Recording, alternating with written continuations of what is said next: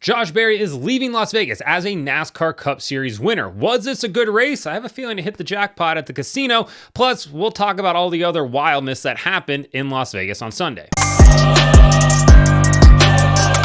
Welcome back to Break Hard. I'm Matt. So the other day, I was like, oh yeah, I don't really care who wins these races. I like to just see a good storyline coming out of it. I'll be honest, today, I did care. I really wanted to see Josh Berry pick up his first NASCAR Cup Series victory on Sunday in Las Vegas, and he did just that. This race, though, felt like it wanted to be the Hangover 4. It was chaos at times. It was funny at times. It was head-scratching at times, and ultimately, we didn't end up losing a Doug. We did get a Josh standing on top of a car, just wasn't the roof of a casino hotel, or a Josh Bell, according to Chris Myers, as he signed off on the Fox post-race show. That was bizarre. Ultimately, it was Josh Berry standing victorious in victory lane in his 52nd NASCAR Cup Series start. He wins for the first time in the Cup Series, becomes the first Cars Tour champion to win in the Cup Series, and it's great for him because just last year, he signs on with Stewart-Haas Racing, thinks he's going to be there for a long time. They decide to close their doors down. He then has to try to figure out where he's going to go.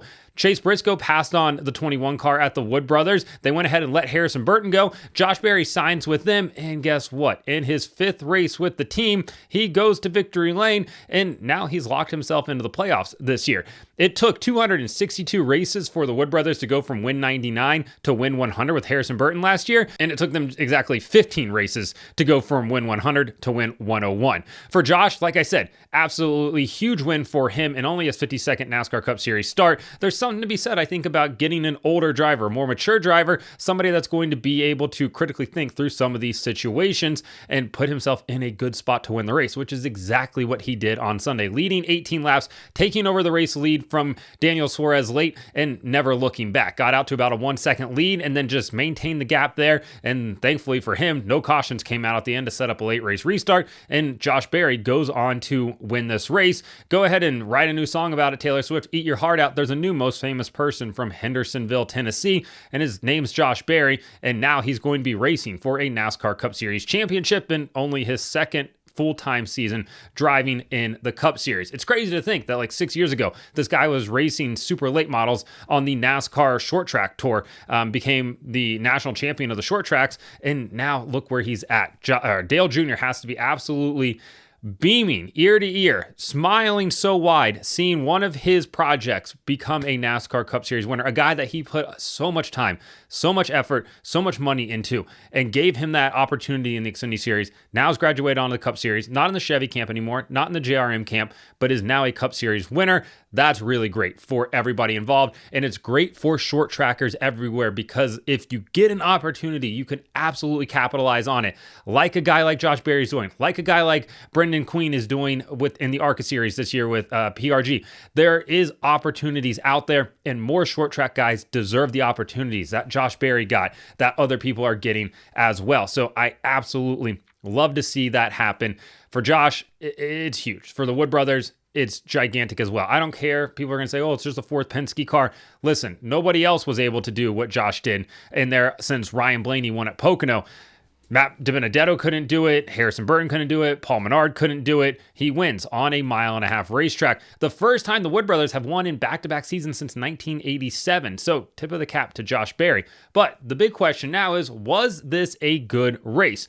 And overall, I'm going to give this race a 91. You had 9 drivers lead 10 laps or more. You had varying different strategies throughout the race. You had the Hendrick cars, in my opinion, probably throwing this race away by pitting with 70 laps to go when they absolutely did not need to do that. You had a lot of comers, a lot of goers. You had wild moments during this race. You had the incident with Ryan Blaney when he gets up into the wall, and people on the internet got super mad at me for saying that he crashed himself, which he kind of did, and he admitted that in his post-race. Yeah, Bell was to the inside there, but Blaney still moves up. But hey, don't come after me. Go after him on the internet if you want to, or go throw the toaster in the bathtub. I don't care what you do in this situation. But yeah, that was a big time incident there. Shane Van Gisbergen, they just couldn't keep tires on that car, that 88 Red Bull car, to save his life today. Turns out Bulls don't want tires because they were just absolutely kicking those things off every single opportunity that they got. Speaking of tires just didn't want to stay on race cars today. People just were refusing to put tires on cars. I know it's Las Vegas. I know people probably went out last night, but everybody skipped tire college. In the words of Ron White, tires fell off. They fell the F off the entire race. It was one of the more baffling things I've ever seen. One thing we've literally never seen before is Christopher Bell on pit road. His team doesn't get the left front tire tight.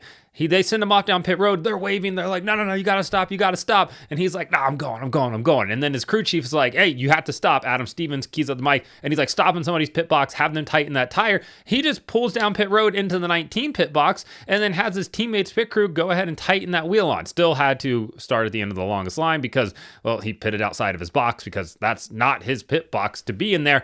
Well, that is something we have never seen before. It's like when Chase Elliott's Jackman jumped over the wall too soon and then reset himself at Martinsville back in his championship year. Never knew that could happen. Didn't know this could happen. Technically, it can. It's against the rules. But for them, it was still smart thinking and a very bizarre thing to see happen. It's just one of those odder things where you're like, oh, okay, I guess. I mean, it's weird. It's kind of, I guess, like a golfer just taking somebody else's golf club and being like, I'm going to take this now and using it for a shot. I don't even know if that's legal. I have no idea. Obviously, it was legal-ish here because the penalty was just to start at the back. But yeah, for Bell, I don't know if it was a race-saving move by any means, but certainly an interesting one at that. Today's video is sponsored by Driven Sunglasses. You know who else also wears Driven Sunglasses? Sunday's Cup Series winner, Josh Berry. He and I both wear them. Shane Van Gisbergen wears them. Both of those guys, very cool. Head over to drivensunglasses.com today. Use code BREAKHARD at checkout for 20% off plus free shipping. Chase Briscoe, he got the tire party started early on in this race. On like lap 34, he comes out of the pits and in Ron White fashion, his wheel fell off. It fell the F off again. And it goes rolling to the tire barrier, which is on the inside of the corners at Las Vegas. They don't have safer barriers there. They have tire barriers, and he just wanted to go home, in the words of Happy Gilmore. That's your home! Are you too good for your home? NASCAR then throws a caution for that tire being down there on the inside during a pit cycle, which in the past, they have allowed pit cycles to cycle all the way through before throwing a caution for a tire being in the infield or something like that. In this situation, I think they thought that it was too dangerous and they had to throw a caution. All right, I get it. Blaney, not happy over the radio because he had pitted and had some issues on the left front. He ends up going 2 laps down. And he was furious, fuming pissed on the radio at that. Yeah, I wouldn't want to be around him. Probably sounds like a guy, definitely sounded like a guy that lost a lot of money on the tables and then is trying to be talked down by his spotter, wife, boyfriend in this situation, and then just didn't want to have it after that. So they calmed him down. I actually switched over to a different driver cam because Blaney was unraveling at the time there, but got it back under control a little bit. Austin Cindric goes on to win stage number 1. Alex Bowman got to his bumper, just could never get around him there, which I thought was maybe going to be the theme for the day, and thankfully it wasn't. It was just kind of how the things played out there at that. In that stage, though, stage number 1, after that caution for the Briscoe tire, Kyle Larson restarted 22nd, drove all the way up to 5th, and then just keyed up the mic and said, obviously, phenomenal race car, which it was, and probably should have won this race or finished 2nd, 3rd, and ultimately ends up finishing 9th on Sunday. Ty Gibbs, not happy with his car at all. They asked him what was wrong with it, and he's like, I feel like I'm about a foot higher off the ground than the rest of the cars out here, which he then told the team that he wanted to be so tight he was going to be plowing the fence down, which he tried to do that on Saturday night in the high limit race when he went tumbling down the backstretch, but they had him come in, turn the car off, and they did wholesale changes on that car. Actually, even went a lap down. That's how many changes they were making to it. Ultimately ended up finishing 22nd on the day, so small improvements, but still a lot of work that needs to be done for that 54 team. Bowman, on the ensuing restart from all of that nonsense on lap 91, says he has the biggest vibration of his life. And it wasn't one of those vibrating beds in a $5 hotel in Las Vegas. Instead, it was the wheel trying to shake him off the racetrack. He pits suddenly, somehow doesn't cause a huge wreck as he dives off a turn forward to the pit lane. And the team changes the tires out and they're like, we don't see any issues with it. It was tight, this and that. They sent it back to have it rebalance. It was 5 ounces off. So if you know anything about tires, 5 ounces is actually pretty substantial because typically your wheel weights are what, like quarter ounce, half ounce, and we're talking 5 ounces here. So it being that out of weight or out of balance rather, not ideal for him. Then you got more Shane Van Gisbergen spinning down the backstretch. Just an awful day for him, if we're being completely honest. And then Kyle Busch loses a right rear, just machined itself off. Rim goes off, tire goes following after it. Not great for Kyle. He goes back to the garage to get some repairs done on the car. He owes NASCAR 2 laps because, well, the tire came off. Just an all-around bad day for him after he had some pretty good momentum going the last few weeks. Just wasn't meant to be there. Alex Bowman, though, as that tire, Bowman's in the back, of course, right? Because he just pitted for those for new tires. The wheel comes off of Kyle Busch's car, and he's now got to play dodgeball like he's on Average Joe's here, and missed it, thankfully, which was great for him. SVG, another tire go down, no caution for there. Todd Gilliland got up into the wall, and NASCAR threw a caution, and I understand why, because I think they were concerned about debris here. Some people on the internet were upset about that. I'm going to say it was debris. Kyle Larson goes on to win stage number 2, and then in stage 3, we get Ricky Stenhouse Jr. getting turned down the backstretch by AJ Allmendinger coming off of turn 2. That real American Beal with the Hulkster was sliding down the backstretch, looking, I guess, American at that. But as that's happening, and as all that's happening, Ryan Blaney's basically 4 wide middle here.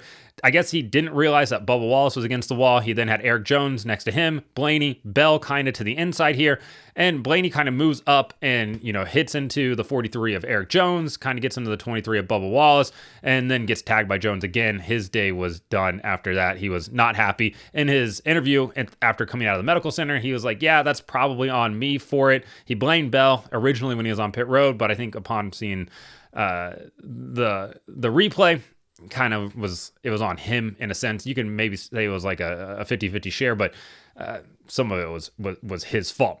Then with 70 laps to go, William Byron and Kyle Larson pit. Now, technically, they can make it to the end. Now, we haven't seen people run 70 laps on tires, or at least not well, the entire race, but they can make it on fuel. Nobody else of the leaders pitted, and it was very perplexing because they gave up all that track position to then restart back like 20th and 22nd, and they just could never get back to the front because they were banking on this race running green to the end. But even at that, you have to kind of look how this race had played out. And at no point did you think you were going to get 70 green flag laps to the end here, especially with restarts and, the race coming to a close.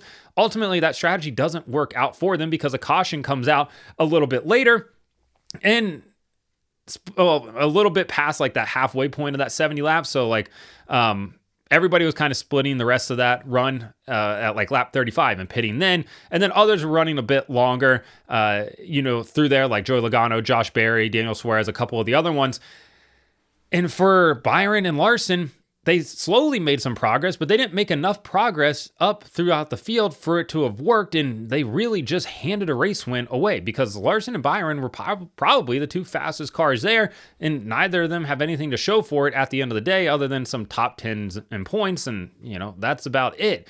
But yeah, that was a perplexing move by the Hendrick cars because it worked perfectly into the favor of Josh Berry. Would have been good for Joey Logano, but on his final pit stop, his pit crew was like, we don't want to win today. He actually has no top 10 finishes this year, which is bananas when you think about it. And then ultimately, it's Daniel Suarez leading the race. Ross Chastain's battling as well, and Josh Berry takes the lead and drives away, gets out to that 1 second lead and ends up winning the race, which was, I think, probably one of the most popular NASCAR Cup Series wins we've seen in quite some time. Again, I can't stress enough how great it is to see a short track racer, a guy that does not come from a background where he has had a monetary backer from his family. He doesn't have a sponsor with him. He's just a dude that knows how to drive a race car. And now he's won at the highest level of stock car racing in the United States.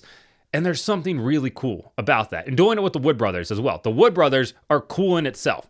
Everything about that team is cool. Josh Berry fits their mold perfectly, the same way Ryan Blaney fit their mold as well. Just laid back, chill, good at driving race cars, want to go fast. That's what they want to do. That's what they did on Sunday. So shout out to John Wood and everybody over there at the Wood Brothers that continues to grind, continues to basically operate as a one-car team. Obviously, they have a great alliance with Team Penske, but at the end of the day, this is still the Wood Brothers, and they're the Chicago Cubs, right, of NASCAR. They're the Williams of NASCAR. You want to see them do well. You want to see them go to victory lane.